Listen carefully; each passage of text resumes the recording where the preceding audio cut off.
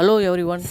இப்போ நம்ம எங்கே இருக்கோம் அப்படின்னா, சிவராத்திரியை கொண்டாடுறதுக்காக நம்ம நெய்வேலியில் இருக்கிற உலக புகழ்பெற்ற நடராஜர் கோயிலுக்கு தான் நம்ம வந்திருக்கோம். நம்ம நடராஜர் சிலையை பார்க்கறதுக்கு முன்னாடி கோயிலை முதல்ல சுற்றி பார்த்துருவோம். ஸோ முதல்ல கோயிலுக்கு உள்ளே போனவொடனே நிறைய கூட்டம் இருக்குது. இந்த கூட்டத்தில் தான் நம்ம மெதுவாக போயிட்டே இருந்தோம். இது நைட்டு 12 மணி தானே அப்படிங்கிறது நம்மளால் நம்ப முடியல. ஏன்னா பகலில் இருக்கிற ஒரு கூட்டம் அந்த இரவில் நாங்கள் பார்த்தோம்.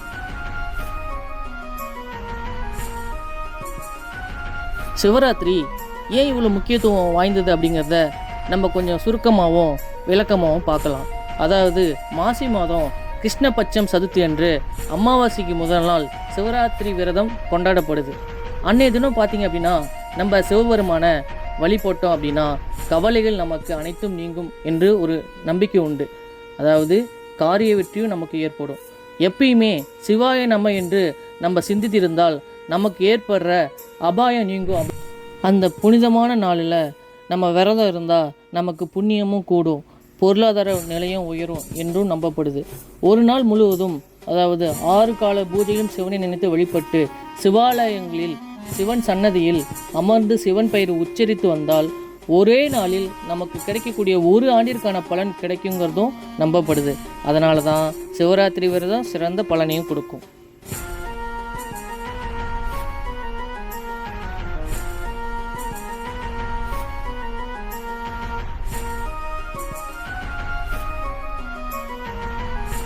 இந்த கோயிலில் உட்புறமாக இருக்கக்கூடிய ஒரு மண்டபத்தில் நாயன்மார்கள் சிலைகள் வைக்கப்பட்டிருக்கு.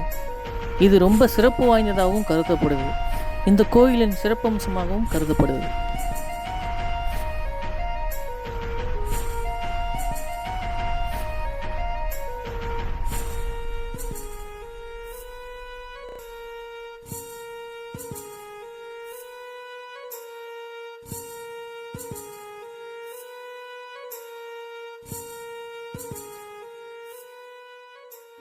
தனி வரலாறு கொண்ட நாகலிங்க மரங்களும் இந்த கோயிலோட ஒரு சிறப்பம்சமாக கருதப்படுது.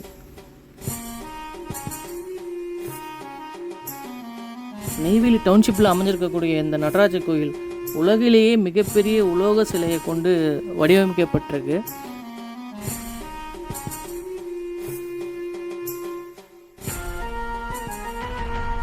பஞ்சலோகம் எனப்படும் 5 உலோகத்தினால் இந்த சிலை வடிவமைக்கப்பட்டிருக்குன்னு சொல்கிறாங்க.